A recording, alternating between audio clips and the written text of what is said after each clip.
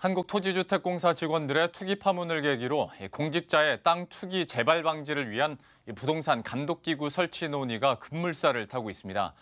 시장 개입 논란에도 불구하고 그동안 부동산 시장 통제에 소홀했다는 지적이 나오면서 연내 설립이 가시화될 것으로 보입니다. 강은혜 기자의 보도입니다.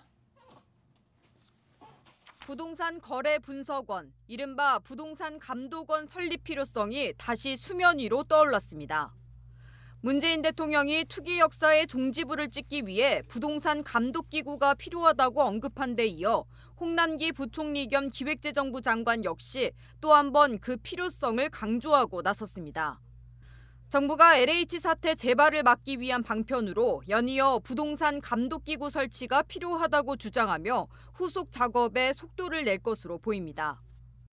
홍 부총리는 오늘 기획재정위원회 전체 회의에서 부동산 불법 행위를 포착하고 수사할 수 있는 감독기구인 부동산 거래 분석원이 필요하다고 언급했습니다. 부동산 감독기구는 지난해 8월 문재인 대통령이 필요성을 언급한 이후 여당을 중심으로 관련 법안이 발의됐습니다.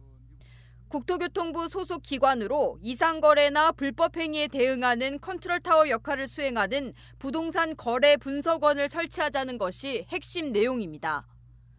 하지만 과세, 금융거래, 신용정보 등 시장 개입이 지나치다는 논란이 일면서 입법화가 사실상 무산됐습니다.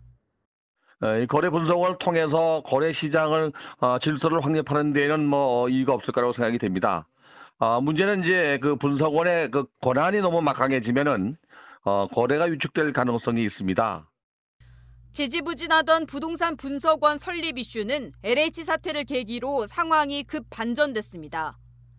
아직 구체적인 그림은 나오지 않았지만 강제 조사권을 갖춘 금융감독원 같은 독립기구로 설치되는 방안 등이 거론되고 있습니다. 홍 부총리도 하루속히 분석원을 설치할 수 있도록 법을 통과시켜달라고 요청했고 여당 역시 이번 달 국회에서 법안을 통과시킨다는 입장이어서 연내 출범이 가시화되고 있습니다.